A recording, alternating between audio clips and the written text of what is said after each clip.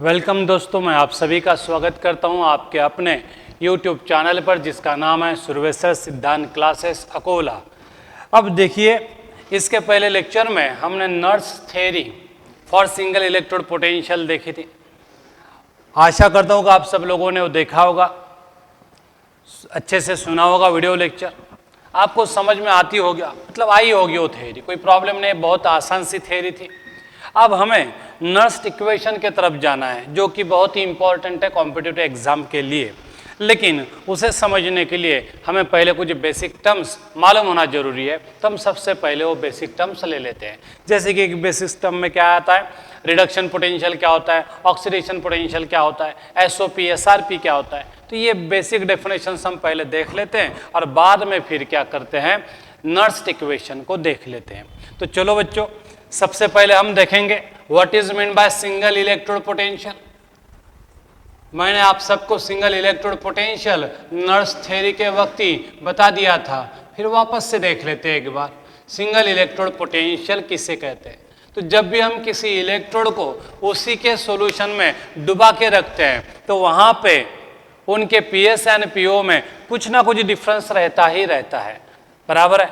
और उस डिफरेंस के चलते या तो इलेक्ट्रोड पर नेगेटिव चार्ज जमा होगा, सॉल्यूशन पर पॉजिटिव चार्ज, या तो इलेक्ट्रोड पर पॉजिटिव चार्ज जमा होगा या तो फिर सॉल्यूशन पर नेगेटिव चार्ज। और इस वजह से वहां पे इलेक्ट्रिकल डबल लेयर तैयार होती है और उसी इलेक्ट्रिकल डबल लेयर को हम क्या बोलते हैं, सिंगल इलेक्ट्रोड पोटेंशियल बोलते हैं। तो whenever an electrode is kept immerse in a solution of its own ion, then there is a development of potential difference between the surface of electrode and its solution, and that potential difference is nothing but single electrode potential.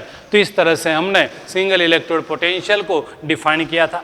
वापस से एक बार definition देख सकते हैं हम। The potential difference develop between the surface of electrode and its solution at equilibrium is called as single electrode potential. समझ में आया definition? The potential difference develop between the surface of electrode and its solution at equilibrium is called as single electrode potential. What is the cause for development of single electrode potential? तो इसका एक ही शब्द में हम answer दे सकते हैं, the difference between PS and PO. बहुत ही गिने चुने इलेक्ट्रोड्स हैं, बहुत ही कम इलेक्ट्रोड है जिनका पीएस और पीओ की वैल्यू सेम है, उनको हम क्या बोलते हैं, नल इलेक्ट्रोड। बाकी सब के लिए पीएस और पीओ में कम ज़्यादा अंतर रहता ही है, डिफरेंस रहता ही है, इसलिए हर एक इलेक्ट्रोड पर कुछ ना कुछ पोटेंशियल डेवलप होता ही है और ऐसे पोटेंशियल को हम बोलते हैं सिंगल इलेक्ट्रोड पोटेंशियल। अब अगर ये डेफिनेशन लर्न हुई तो आगे की सारी डेफिनेशन इसी के जैसी है, थोड़ा बहुत चेंज करना पड़ेगा, इसलिए मैं इस डेफिनेशन पर जरा सा ज़्यादा जोर दे रहा हूँ। तो एक बार वापस से देख लेते हैं डेफिनेशन क्या है बच्चों सिंगल इलेक्ट्रोड पोटेंशियल की। The potential difference develop between the surface of electrode and its solution at equilibrium is called as single electrode potential. अब सिंगल इलेक्ट्रोड पोटेंशियल दो कंडीशन से डेवलप होता है और उसी के ऊपर से हमने उसे नाम दे दिया है oxidation potential and reduction potential. If PS is greater than PO, अगर सॉल्यूशन प्रेशर ऑस्मोटिक प्रेशर से ज़्यादा है, मतलब ऑक्सीडेशन की टेंडेंसी ज़्यादा होगी किससे, रिडक्शन टेंडेंसी से, और तब जाके कौन सा पोटेंशियल तैयार होता है, नेगेटिव पोटेंशियल तैयार होता है। और उस नेगेटिव पोटेंशियल को हमने क्या नाम दिया है, ऑक्सीडेशन पोटेंशियल।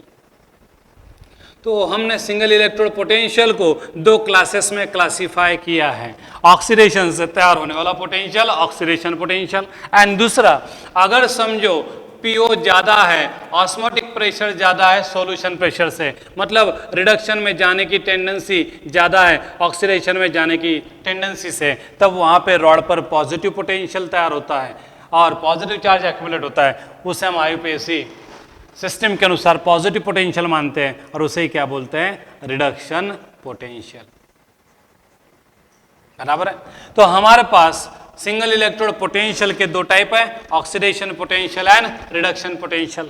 तो how can you define oxidation potential? तो डेफिनेशन पहले के जैसी है, the potential difference develop between the surface of electrode and its solution present around it due to oxidation half cell reaction is called as oxidation potential। बस ये word डालना है, due to oxidation half cell reaction, तो क्या तैयार होता है, oxidation potential की डेफिनेशन तैयार होती है। तो बच्चों, how can we define oxidation potential? The potential developed between surface of electrode and its solution present around it at equilibrium due to oxidation half cell reaction is called as oxidation potential। Exactly in the same way हम reduction potential को भी define कर सकते हैं। क्या होगी definition? The potential difference develop between the surface of electrode and its solution present around it at equilibrium due to reduction half cell reaction is called as reduction potential. तो इस तरह से हम oxidation potential and reduction potential को क्या कर सकते हैं, डिफाइन कर सकते हैं। तो आप सब लोगों को ये तीनों डेफिनेशन समझ में आ गई होगी। सिंगल इलेक्ट्रोड पोटेंशियल ये आ गई कि ये दोनों डेफिनेशन आ ही जाती है, समझ में आया? The potential difference developed between the surface of electrode and its solution present around it at equilibrium is called as single electrode potential। Single electrode potential दो टाइप का होता है, पॉजिटिव एंड नेगेटिव। नेगेटिव कब होगा? जब PS is greater than PO, मतलब oxidation में जाने की टेंडेंसी ज्यादा होगी रिडक्शन से, उसे हम ऑक्सीडेशन पोटेंशियल बोलते हैं। जब PO is greater than PS, reduction में जाने की टेंडेंसी ज्यादा होगी, पॉजिटिव पोटेंशियल डेवलप होगा, उसे हम बोलते हैं रिडक्शन पोटेंशियल। तो एक बार मैं आपके लिए ये दोनों डेफिनेशन वापस से दोहरा देता हूँ, मतलब वो डेफिनेशन यही कि यही हमारी लर्न हो जाएगी। वैसे रिपीटेशन वीडियो लेक्चर में ज़्यादा नहीं अच्छा लगता, फिर भी आपके लिए मैं ये डेफिनेशन रिपीट कर देता हूँ। The potential difference develop between the surface of electrode and its solution present around it at equilibrium due to oxidation half cell reaction is called as oxidation potential. और इसकी डेफिनेशन देखो एक बार। The potential difference develop between the surface of electrode and its solution present around it at equilibrium due to reduction of cell reaction is called as a reduction potential। अब ये potential जो है reduction oxidation potential, ये कभी भी किसी भी temperature पर किसी भी कॉन्सेंट्रेशन कंडीशन पर डेवलप होने वाले हैं। कोई भी टेम्परेचर हो सकता है, कोई भी कॉन्सेंट्रेशन हो सकता है सॉल्यूशन का। तब जब टेम्परेचर और कॉन्सेंट्रेशन कुछ भी रहेगा, तब जो पोटेंशियल डेवलप होते हैं तो सिंपली उन्हें क्या बोला जाता है, oxidation potential and reduction potential. लेकिन बहुत बार हम क्या करते हैं, स्टैंडर्ड पोटेंशियल की बात करते हैं। स्टैंडर्ड पोटेंशियल किसे बोला जाएगा? तो स्टैंडर्ड पोटेंशियल भी दो प्रकार का है। स्टैंडर्ड ऑक्सीडेशन पोटेंशियल जिसे हम SOP नाम से एब्रीवेट करते हैं, एंड स्टैंडर्ड रिडक्शन पोटेंशियल जिसे हम SRP के नाम से एब्रीवेट करते हैं। तो अब हम देखेंगे स्टैंडर्ड सिंगल इलेक्ट्रोड पोटेंशियल। अब स्टैंडर्ड सिंगल इलेक्ट्रोड पोटेंशियल किसे बोलेंगे? तो वही सब कुछ है। जब मैं किसी इलेक्ट्रोड को इमर्स करूंगा उसके खुद के सॉल्यूशन में, जिसका कॉन्सेंट्रेशन होगा 1 मोलार एंड टेम्परेचर होगा 298 केल्विन टेम्परेचर, ऐसे वक्त जो पोटेंशियल डिफरेंस तैयार होगा इलेक्ट्रोड एंड उसके सॉल्यूशन के बीच में, उसे हम बोलते हैं standard single electrode potential. The potential difference develop between the surface of electrode when it is kept immersed in a solution of its own ion having unit activity at 298 Kelvin temperature is called as standard single electrode potential। क्या definition बताई मैंने? The potential difference developed when an electrode is kept immersed in a solution of its own ion having unit activity at 298 Kelvin temperature is called as standard single electrode potential। Standard single electrode potential भी दो type का है, standard oxidation potential and standard reduction potential. Definition oxidation potential जैसी है SOP की, सिर्फ condition add करना पड़ेगा। तो how can you define standard oxidation potential, that is SOP? The potential difference developed when an electrode is kept immersed in a solution of its own ion having unit activity at 298 Kelvin temperature due to oxidation is called as standard oxidation potential। एक बार वापस से सुनो definition क्या है? The potential difference developed when an electrode is kept immersed in a solution of its own ion having unit activity at 298 Kelvin temperature due to oxidation reaction is called as standard oxidation potential. बस यही definition सिर्फ थोड़ा सा change करके हम SRP के लिए बोल सकते हैं. स्टैंडर्ड रिडक्शन पोटेंशियल को हम डिफाइन कैसे कर सकते हैं? The potential difference developed when an electrode is kept immersed in a solution of its own ion having unit activity at 298 Kelvin temperature due to reduction reaction is called as standard reduction potential. तो इस तरह से हम SOP and SRP को क्या कर सकते हैं? डिफाइन कर सकते हैं. तो ये कुछ बेसिक डेफिनेशंस थी जो हम बार बार यूज करने जाएंगे नर्स्ट इक्वेशन को देखते वक्त, इसलिए ये डेफिनेशन हमें मालूम होनी चाहिए थी. तो हमने अब तक क्या देखा है? Single electrode potential, oxidation potential, reduction potential, उनकी डेफिनेशंस देखिए, and standard single electrode potential and standard reduction potential and standard oxidation potential, ऐसे हमने डेफिनेशंस देखी है. अब इसके बाद हमें साइन कन्वेंशन देखना है इलेक्ट्रोड पोटेंशियल के लिए.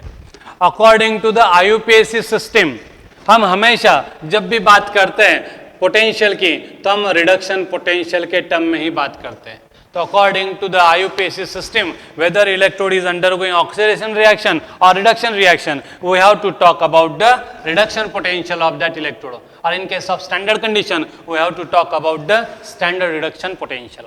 और इसलिए according to IUPAC system SRP को रिडक्शन पोटेंशियल को हमने पॉजिटिव साइन असाइन कर दी, तो SOP को हमने क्या कर दिया है? नेगेटिव साइन असाइन कर दिया है. तो according to the IUPAC system जब भी हम पोटेंशियल की बात करते हैं तो हमेशा हमें रिडक्शन पोटेंशियल ही यूज करना पड़ेगा, चाहे फिर इलेक्ट्रोड ऑक्सीडेशन में जाए या फिर रिडक्शन में जाए. हमें रिडक्शन पोटेंशियल के टर्म में ही बात करनी चाहिए, हमने कैलकुलेशन रिडक्शन पोटेंशियल के टर्म में ही करने चाहिए, ऐसा IUPAC का नियम है. इसलिए हम SRP को रिडक्शन पोटेंशियल को क्या करते हैं? पॉजिटिव साइन असाइन करते हैं, एंड ऑक्सीडेशन पोटेंशियल को क्या करते हैं? नेगेटिव साइन असाइन करते हैं. अब हमें SOP दिया हुआ है, SRP चाहिए, या SRP दिया हुआ है तो SOP चाहिए, तो क्या करेंगे? तो SRP और SOP में एक रिलेशन है. SRP and SOP are always equal in magnitude but they are opposite in sign. बराबर है? SRP की वैल्यू गिवन है तो SOP निकालते आएगा, SOP की वैल्यू गिवन है तो हमें SRP निकालते आएगा. समझो जिंक का हमें SRP मालूम है, जिंक का SRP मालूम है कितना? -0.76 वोल्ट. तो जिंक का SRP -0.76 वोल्ट है, तो व्हाट इज इट्स SOP? तो इसका SOP होगा +0.76 वोल्ट. मतलब they are equal in magnitude but just opposite in signs. तो इस तरह से हम साइन बदल के SRP को SOP में और SOP को क्या कर सकते हैं? SRP में कन्वर्ट कर सकते हैं. तो एक बात याद रखना पड़ेगा आपको, SRP and SOP are always equal in magnitude for same electrode material but they are opposite in sign. SOP positive है तो SRP जाहिर है निगेटिव आएगा, SRP नेगेटिव है तो SOP पॉजिटिव आएगा, एंड वाइस वर्सा. बराबर है? SOP पॉजिटिव है तो SRP नेगेटिव, SOP नेगेटिव है तो SRP पॉजिटिव. उसी तरह से SRP पॉजिटिव है तो SOP नेगेटिव आएगा, एंड SRP नेगेटिव है तो SOP पॉजिटिव आएगा. तो ये साइन कन्वेंशन हमें मालूम चाहिए. और अकॉर्डिंग टू IUPAC सिस्टम हम जब भी कैलकुलेशंस करेंगे, न्यूमेरिकल सॉल्व करेंगे, तो ज़्यादा से ज़्यादा वक्त हमें कौन से पोटेंशियल को इस्तेमाल करना पड़ेगा? रिडक्शन पोटेंशियल्स को. तो इसलिए कभी कभार अगर ऑक्सीडेशन पोटेंशियल दिया हुआ है तो डरने की कोई बात नहीं है, हम उसे क्या कर सकते हैं? रिडक्शन पोटेंशियल में कन्वर्ट कर सकते हैं just by changing the sign only. बाकी मैग्नीट्यूड को धक्का भी नहीं लगाने का. समझ में? तो इस तरह से आसान से हम साइन कन्वेंशन देख सकते हैं. किसके लिए? SRP एंड SOP के लिए. अब SRP किसकी पॉजिटिव लेनी चाहिए और किसकी नेगेटिव लेनी चाहिए? अब हम जब भी बात करेंगे तो SRP के टर्म में बात करेंगे भाई. IUPAC सिस्टम कहती है कि जब भी बात करना है तो SRP के टर्म में को, चाहे इलेक्ट्रोड ऑक्सीडेशन में जाए या फिर रिडक्शन में जाए, तो फिर साइन पॉजिटिव कब असाइन करना चाहिए और नेगेटिव कब असाइन करना चाहिए? अगर कोई इलेक्ट्रोड मटेरियल की रिडक्शन में जाने की टेंडेंसी हमारे स्टैंडर्ड हाइड्रोजन इलेक्ट्रोड से ज़्यादा है, हाइड्रोजन से ज़्यादा है, तो उसका रिडक्शन पोटेंशियल क्या होना चाहिए? पॉजिटिव. तो if any electrode material has greater tendency to undergo reduction than hydrogen then its reduction potential must assign positive sign. If any electrode material has a less tendency to undergo reduction than a hydrogen, then its reduction potential must assign negative sign. मतलब जिस किसी का SRP negative आएगा इसका मतलब उसकी reduction में जाने की टेंडेंसी हाइड्रोजन से कम होगी. जिस किसी का SRP पॉजिटिव आएगा इसका मतलब उसकी रिडक्शन में जाने की टेंडेंसी हाइड्रोजन से ज़्यादा है. तो इसी तरह से हमने पॉजिटिव साइन असाइन की दोज इलेक्ट्रोड पोटेंशियल को जिनकी रिडक्शन में जाने की टेंडेंसी हाइड्रोजन से ज़्यादा है, एंड उनके पोटेंशियल को हमने नेगेटिव साइन असाइन की जिनकी रिडक्शन में जाने की टेंडेंसी हाइड्रोजन से कम है. तो ये कुछ साइन कन्वेंशंस है जो हमें ध्यान में रखने पड़ेंगे. बराबर है. तो ये साइन कन्वेंशंस ध्यान में रखकर हम इंटर कन्वर्शन भी कर सकते हैं. अब हमें नेक्स्ट जाना है इलेक्ट्रोमोटिव फोर्स की तरफ. इलेक्ट्रोमोटिव फोर्स ये भी एक महत्वपूर्ण डेफिनेशन है. फार्मूला भी इसका बहुत ज़्यादा इंपॉर्टेंट है. सिंपल है फार्मूला लेकिन बहुत ज़्यादा इंपॉर्टेंट है, न्यूमेरिकल्स के लिए काम में आता है. अब नेक्स्ट हम डेफिनेशन देखेंगे ईएमएफ ऑफ सेल. इसे इलेक्ट्रोमोटिव फोर्स ऑफ सेल भी बोला जाता है. अब देखो ईएमएफ ऑफ सेल किसे कहेंगे? तो जब सेल तैयार होती है दो हाफ सेल कनेक्ट करके, सॉल्ट ब्रिज इंटरनली कनेक्ट करेगा and metallic wire externally connect करेगा. अब ये सर्किट कंप्लीट हो चुका है और इसमें करंट पास होगा.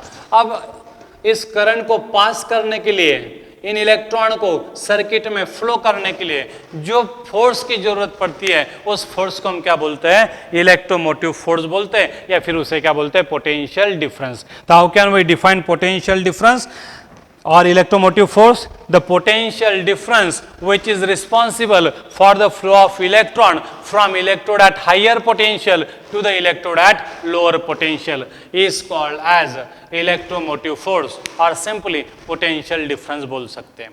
तो EMF of cell एक ऐसा फोर्स है जिसकी वजह से इलेक्ट्रॉन सर्किट में फ्लो होते हैं from electrode at higher potential to the electrode at lower potential. तो ऐसे फोर्स को हम बोलते हैं इलेक्ट्रोमोटिव फोर्स. तो एक बार डेफिनेशन वापस से सुन लीजिएगा. How can you define electromotive force? The potential difference which is responsible for the flow of electron through the circuit from electrode at higher potential to the electrode at lower potential is called as electromotive force और potential difference of the cell. बराबर है.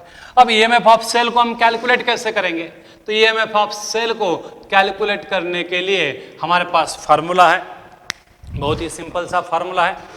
EMF of cell को हम ई से represent करेंगे. तो EMF of cell यानी क्या है? ई सेल है ऐसा समझो. तो how can you define EMF of cell? तो डेफिनेशन हमने अभी भी देखी है, उसका फार्मूला देख लेते हैं.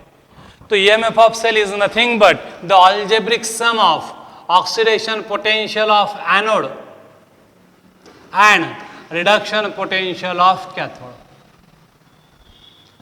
इन दोनों की अलजेब्रिक सम जब हम करते हैं तो हमें क्या मिलता है? ईएमएफ ऑफ सेल मिलता है. तो EMF of cell is always equal to the algebraic sum of oxidation potential of anode and reduction potential of cathode. अब जैसे EMF ऑफ सेल है वैसे स्टैंडर्ड EMF ऑफ सेल भी है. अब EMF ऑफ सेल आना है at any temperature condition, at any concentration condition. जो EMF डेवलप होगा सेल के इलेक्ट्रोड के बीच में उसे EMF ऑफ सेल बोला जाएगा.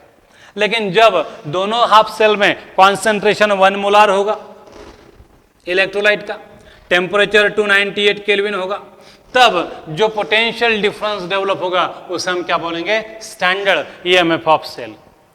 बराबर है. Standard EMF of cell calculate करने के लिए हमें दोनों इलेक्ट्रोड 1 मोलार सॉल्यूशन में डीप चाहिए और टेम्परेचर कितना चाहिए? 298 केल्विन. तो स्टैंडर्ड ईएमएफ ऑफ सेल का फार्मूला क्या होगा? वही है algebraic sum of standard oxidation potential of anode and standard reduction potential of cathode. तो ये बेसिक फार्मूला है ईएमएफ ऑफ सेल के लिए.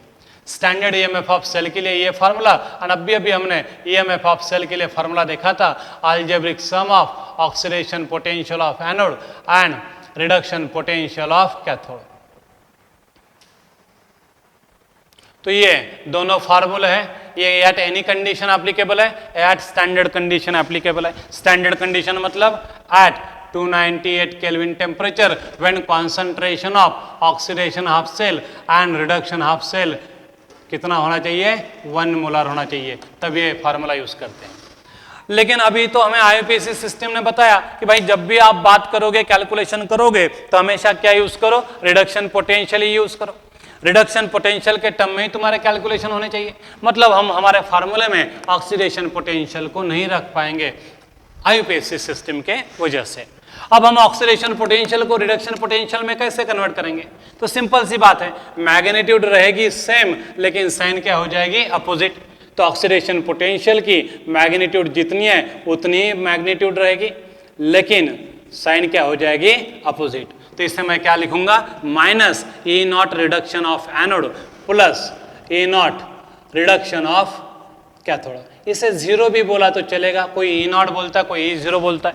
अब इसे मैं अच्छे से लिखता हूं तो फॉर्मूला क्या तैयार होगा, E zero reduction of cathode minus E zero reduction of anode. तो ये ईएमएफ ऑफ सेल का, स्टैंडर्ड ईएमएफ ऑफ सेल का फॉर्मूला है in terms of reduction potential of both anode as well as cathode. तो cathode and anode का दोनों का standard reduction potential मालूम है तो हम स्टैंडर्ड ईएमएफ ऑफ सेल निकाल सकते हैं। तो एक बार देख लीजिएगा हमने कैसे EMF of cell standard condition में निकाला, उसका फार्मूला कैसे तैयार हुआ। देखो, standard EMF of cell is equal to क्या है, standard reduction potential of cathode minus standard reduction potential of anode. अब इसी तरह से ईएमएफ ऑफ सेल को भी मैं लिख सकता हूं, ईएमएफ ऑफ सेल को भी रिडक्शन पोटेंशियल के टर्म में निकालना है तो क्या करना पड़ेगा, ऑक्सीडेशन पोटेंशियल को रिडक्शन पोटेंशियल में कन्वर्ट करना पड़ेगा।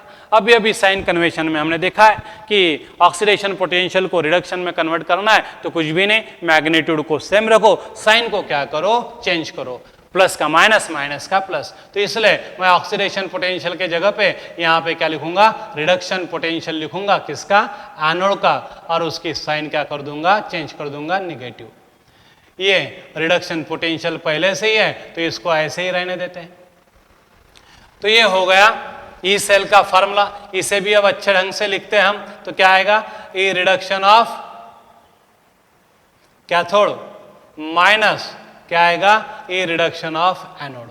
तो ये आईयूपीएसी के अनुसार ईएमएफ ऑफ सेल का फार्मूला है, क्योंकि वो हमेशा कहती है use reduction potential values. According to IUPAC system oxidation potential को यूज नहीं करते हो, रिडक्शन पोटेंशियल को यूज करते हैं, इसलिए हमने सारे फार्मूले रिडक्शन पोटेंशियल के टर्म में कन्वर्ट कर लिए। तो what is EMF of cell बच्चों, the potential difference which is responsible for the flow of electron from electrode at higher potential to the electrode at lower potential is called as EMF of cell, या उसे हम potential difference भी बोलते हैं। Standard EMF of cell का formula क्या है, बोलो मेरे साथ। पहले तो बेसिक डेफिनेशन का फार्मूला देखेंगे, algebraic sum of standard oxidation potential of anode and standard reduction potential of cathode is called as standard EMF of cell। या फिर ईएमएफ ऑफ सेल क्या है, algebraic sum of oxidation potential of anode and reduction potential of cathode. But IUPAC system हमें reduction potential use करने के लिए कहता है तो हमने ऑक्सीडेशन पोटेंशियल को वहां पे कन्वर्ट कर दिया रिडक्शन पोटेंशियल में, और वैसा करने के बाद हमें दो नए फार्मूले मिले, standard EMF of cell is equal to standard reduction potential of cathode minus standard reduction potential of anode. ठीक उसी तरह से ईएमएफ ऑफ सेल का भी फार्मूला मिला, standard reduction potential of cathode minus oxidation reduction potential of anode. अब कल जाके आप आईयूपीएसी के चीफ बने, आप आईयूपीएसी सिस्टम के मेन डायरेक्टर बने, और आपने कहा कि भाई बहुत दिन हो गए रिडक्शन पोटेंशियल यूज कर रहे हैं, आप बोर हो गए रिडक्शन पोटेंशियल का नाम सुन के। अब आप डायरेक्टर ऑफ आईयूपीएसी सिस्टम हो तो आप कुछ भी कर सकते हो, मतलब नियम भी बदल सकते हो ना। आपने कहा कि नहीं भाई आज से ऑक्सीडेशन पोटेंशियल को हम मानेंगे, रिडक्शन पोटेंशियल को यूज नहीं करना है, तब इन फार्मूले को हम कैसे कन्वर्ट करेंगे। अगर हमें एनोड का भी ऑक्सीडेशन पोटेंशियल दिया हुआ है, कैथोड का भी ऑक्सीडेशन पोटेंशियल दिया हुआ है, और ईएमएफ ऑफ सेल निकालना हो तो क्या करें, बराबर है, क्या करें, या तो आप क्या कर सकते हो, दोनों को रिडक्शन पोटेंशियल में कन्वर्ट करो, फार्मूले में डालो, आंसर निकालो, या तो फिर आप oxidation potential of anode and cathode का इस्तेमाल करके भी क्या कर सकते हो, ईएमएफ ऑफ सेल निकाल सकते हो। जैसे कि मैंने कहा कि आप अब डायरेक्टर बन चुके हो IUPAC सिस्टम के, और आपने डिसाइड कर लिया कि आज से हम ऑक्सीडेशन पोटेंशियल यूज करेंगे, रिडक्शन पोटेंशियल बिल्कुल नहीं यूज करेंगे, तो क्या करना पड़ेगा, स्टैंडर्ड ईएमएफ ऑफ सेल को, ऑक्सीडेशन पोटेंशियल को यूज करना है तो एनोड का तो ऑक्सीडेशन पोटेंशियल ही है, उसको वैसे का वैसा ही रहने देंगे। लेकिन कैथोड का रिडक्शन पोटेंशियल है, रिडक्शन पोटेंशियल अब आपकी वजह से चलेगा नहीं, तो उसे हम क्या करेंगे, ऑक्सीडेशन में कन्वर्ट करेंगे। मैग्नीट्यूड रहेगी सेम, लेकिन साइन क्या हो जाएगी, बदल जाएगी। इसलिए यहाँ पे हम लिखेंगे E0 ऑक्सीडेशन ऑफ कैथोड। तो what is the formula for standard EMF of cell in terms of oxidation potential? तो ऑक्सीडेशन पोटेंशियल के टर्म में स्टैंडर्ड ईएमएफ ऑफ सेल का फार्मूला होगा standard oxidation potential of anode minus standard oxidation potential of cathode. ये formula आप learn कर सकते हैं, बराबर है। उसी तरह से ईएमएफ ऑफ सेल के जगह पे क्या लिख पाएंगे, ऑक्सीडेशन पोटेंशियल ऑफ एनोड, यहाँ पे रिडक्शन पोटेंशियल ऑफ कैथोड है, तो उसे ऑक्सीडेशन में कन्वर्ट करने के लिए क्या करना पड़ेगा, minus sign, E oxidation potential of cathode. तो इस तरह से आप ये फार्मूले देख सकते हैं, मतलब एक ही फार्मूले से सारे फार्मूले तैयार हो रहे हैं, लेकिन इतने सारे फार्मूले फिर कंफ्यूज हो जाते हैं। तो आप ये बेसिक वाले फार्मूले ध्यान में रखो, और जब चाहे तब वो जरूरत जिसकी पड़ेगी वो फार्मूला आप यूज कर सकते हो, बराबर है। देखो मैंने ये ऑक्सीडेशन पोटेंशियल के टर्म में फार्मूले लिखे हैं, लेकिन ये यूज करने के चांसेस बहुत बहुत कम है। इसके पहले जो मैंने लिखे थे रिडक्शन पोटेंशियल के टर्म में फार्मूले, वो ज़्यादा यूज करने को आते हैं। फॉर एग्जांपल मैं यहाँ पे लिख देता हूँ standard reduction potential of cathode minus standard reduction potential of anode. तो ये फार्मूला हम बहुत ज़्यादा यूज करेंगे, ये रेयरली यूज करने को मिलेगा। E cell is equal to reduction potential of cathode minus reduction potential of anode, ये बहुत बार यूज करने को आएगा। ऑक्सीडेशन पोटेंशियल वाले फार्मूले हमें मालूम चाहिए, इसलिए मैंने यहाँ पे बताए हैं। कंफ्यूज होता है तो आप ये बेसिक डेफिनेशंस ध्यान में रखो, और इस पर से आप जो चाहे वो फार्मूला जब चाहे तब तैयार कर सकते हो। तो ये था इलेक्ट्रोमोटिव फोर्स एंड उसके फार्मूले। हमने कुछ बेसिक डेफिनेशन देखी थी जो नर्स इक्वेशन में काम में आती है। तो ईएमएफ ऑफ सेल भी हो गया, उसके साइन कन्वेंशंस भी हो गए, बराबर है। किसका रिडक्शन पोटेंशियल पॉजिटिव लेना है, जिसकी रिडक्शन में जाने की टेंडेंसी हाइड्रोजन से ज़्यादा है, उसका रिडक्शन पोटेंशियल पॉजिटिव लेना है। किसकी नेगेटिव लेनी है रिडक्शन पोटेंशियल की वैल्यू, जिसकी रिडक्शन में जाने की टेंडेंसी हाइड्रोजन से कम है, उसका रिडक्शन पोटेंशियल क्या लेना चाहिए, नेगेटिव लेना चाहिए। तो ये साइन कन्वेंशंस थे। इंटर कन्वर्शन के लिए बहुत आसान फार्मूला है, मैग्नीट्यूड को सेम रखो, साइन को बदल दो, बस ऐसा करने से हमें क्या मिल जाएगा, इंटर कन्वर्शन मिल जाएगा। अब हमें एक रिलेशन देखना है, गिव्स free energy change and EMF of the cell. Spontaneity of cell reaction होगी कि नहीं, उसके लिए हम क्या कर सकते हैं, एक डेरिवेशन देख सकते हैं, और डेरिवेशन अगर हमें आ गया तो फिर हमें नर्स इक्वेशन भी डिराइव करते आएगा, बहुत ही आसान है। तो हम इक्वेशन देख लेते हैं, रिलेशन बिटवीन गिव्स free energy change and EMF of cell.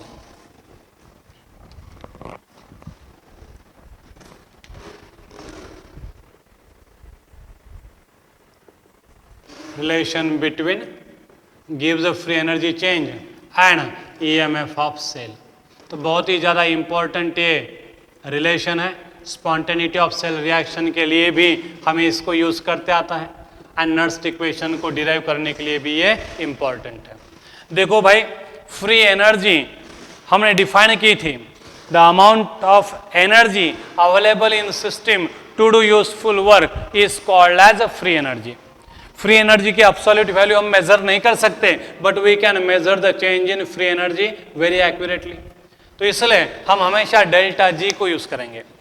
अब हमें थर्मोडायनामिक्स हमारा हुआ है तो हमें पता है कि whenever free energy of the system decreases it means that free energy is utilize to do work हुआ है, मतलब क्या हो चुकी है, प्रोसेस भी हो चुकी है, मतलब प्रोसेस क्या है, स्पॉन्टेनियस। इसका मतलब whenever delta G is found to be negative it indicates that process is spontaneous.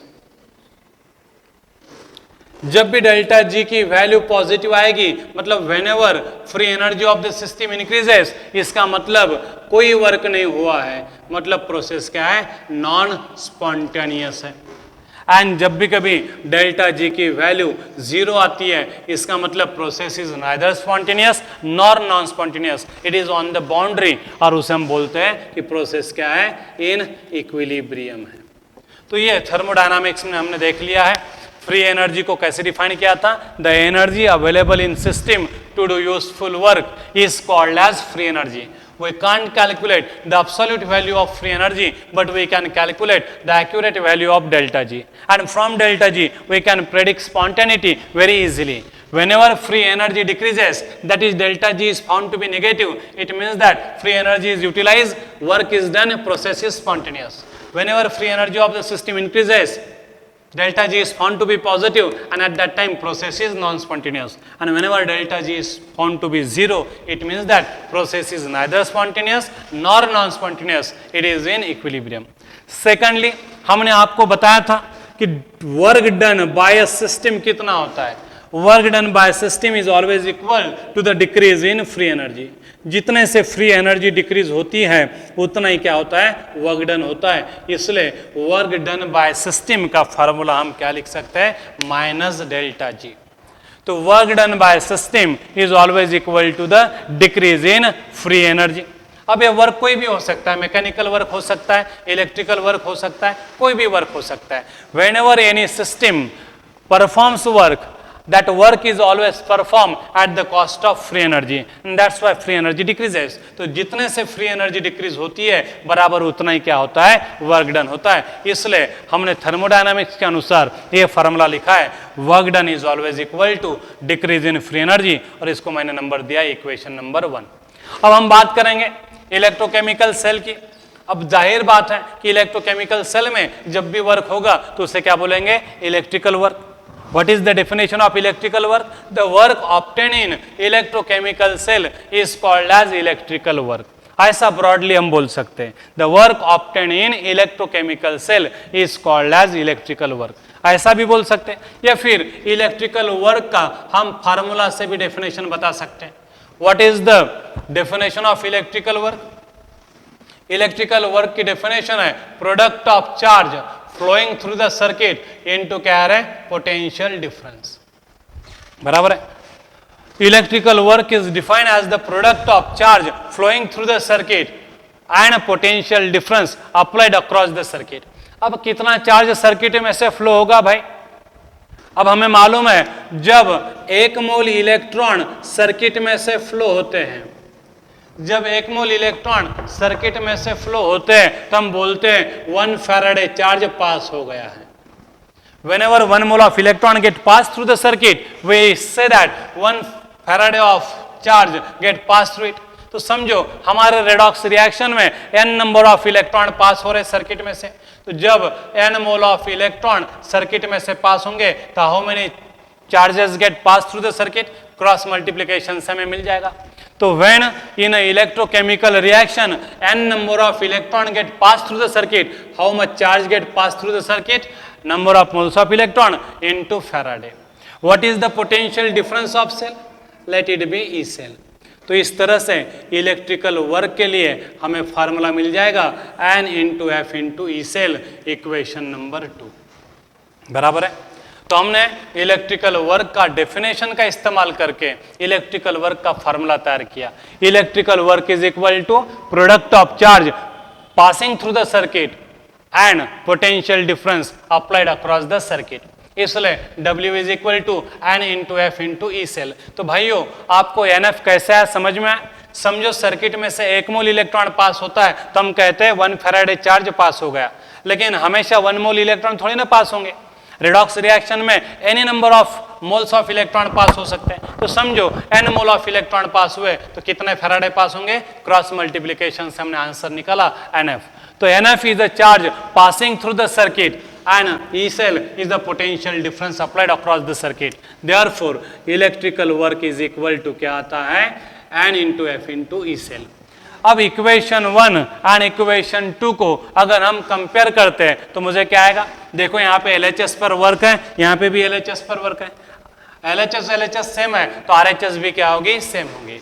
तो if LHS are same then RHS must be same, तो इसलिए मुझे क्या मिलेगा, minus delta G is equal to N into F into E cell. इसको मैं थोड़ा सा रीअरेंज करके लिखता हूं तो डेल्टा G इक्वल टू क्या आएगा, minus N into F into E cell, बराबर है।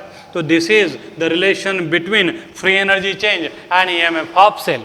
तो यहाँ पे N है number of electron transferred during redox reaction, F is a Faraday and E cell is a potential difference of cell. Delta G is a free energy change at any condition. At any condition. लेकिन यही अगर हम cell reaction standard condition पर carry out कर रहे हैं, मतलब 298 kelvin temperature है एंड दोनों हाफ सेल का कॉन्सेंट्रेशन 1 मोलार है, तो उस वक्त उस फ्री एनर्जी चेंज को हम क्या बोलेंगे, स्टैंडर्ड फ्री एनर्जी चेंज बोलेंगे और उसको हम लिख सकते हैं डेल्टा G 0। तो डेल्टा G 0 का फॉर्मूला क्या होगा, minus NF into E0 cell. So when conditions are standard means concentration of both the half cell is 1 molar, then EMF of cell is called as E0 cell and free energy change is called as standard free energy change. Therefore हमें ये equation मिलेगा। तो what is the relation between free energy change and EMF of cell, delta G is equal to minus N into F into E cell, delta G 0 equal to क्या आएगा, minus N into F into E0 cell. अब जैसे delta G negative रहता है तो हम बोलते हैं कि सेल रिएक्शन क्या है, स्पॉन्टेनियस है। जब डेल्टा G पॉजिटिव रहता है तो हम बोलेंगे कि रिएक्शन क्या है, नॉन स्पॉन्टेनियस है।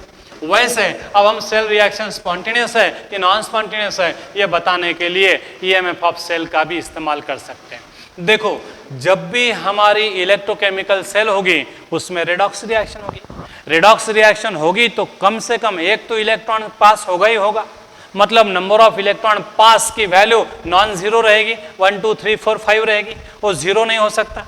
अगर इलेक्ट्रॉन पास की संख्या जीरो है, इलेक्ट्रॉन ट्रांसफर नहीं हुए तो रेडॉक्स रिएक्शन नहीं रहेगी। तो इलेक्ट्रोकेमिकल सेल में जाहिर है कि हम रेडॉक्स रिएक्शन को स्टडी करते हैं तो n की वैल्यू नॉन जीरो ही रहेगी, n is never equal to zero. f की वैल्यू कांस्टेंट है 96500 and it is not equal to zero, मतलब दोनों की वैल्यू n की वैल्यू नॉन जीरो है और हमेशा पॉजिटिव रहेगी, नंबर ऑफ इलेक्ट्रॉन्स हमेशा पॉजिटिव ही रहते हैं।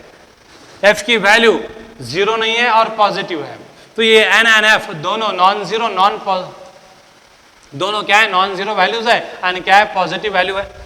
तो n भी पॉजिटिव है, f भी पॉजिटिव है, तो डेल्टा G की जो साइन है वो कौन डिसाइड करेगा, EMF ऑफ सेल डिसाइड करेगा। तो n भी हमेशा पॉजिटिव रहेगा, f भी हमेशा पॉजिटिव रहेगा, तो फिर डेल्टा G की वैल्यू कौन डिसाइड करेगा, ई सेल। अब ई सेल की वैल्यू पॉजिटिव आती है तो what is the value of delta G, minus N into F into E cell. E cell positive है, एफ पॉजिटिव है, N भी पॉजिटिव है, तो ये तीनों का प्रोडक्ट पॉजिटिव आएगा, पॉजिटिव इंटू नेगेटिव क्या आएगा रे, नेगेटिव, मतलब डेल्टा G नेगेटिव आएगा, प्रोसेस क्या रहेगी, स्पॉन्टेनियस रहेगी। इसका मतलब जब भी कभी EMF ऑफ सेल पॉजिटिव रहेगा प्रोसेस क्या रहेगी, स्पॉन्टेनियस। तो whenever EMF of cell is positive, process is spontaneous. And if E cell is negative, अगर E cell की वैल्यू नेगेटिव है तो फिर डेल्टा G की वैल्यू क्या होगी, minus N into F into minus E cell. N और F तो पॉजिटिव रहते हैं, ये माइनस माइनस क्या हो जाएगा, पॉजिटिव। डेल्टा G पॉजिटिव आ गया मतलब सेल रिएक्शन क्या है, नॉन स्पॉन्टेनियस। मतलब हम कह सकते हैं कि whenever EMF सेल नेगेटिव आएगा सेल रिएक्शन क्या रहेगी, नॉन स्पॉन्टेनियस, नॉन फिजिबल रहेगी। And whenever EMF of cell is positive cell reaction will be feasible. तो इस तरह से अब हमें स्पॉन्टेनिटी ऑफ इलेक्ट्रोकेमिकल रिएक्शन बताने के लिए डेल्टा G की वैल्यू मालूम नहीं रही तो भी चलेगा, हम EMF ऑफ सेल से भी काम चला लेंगे।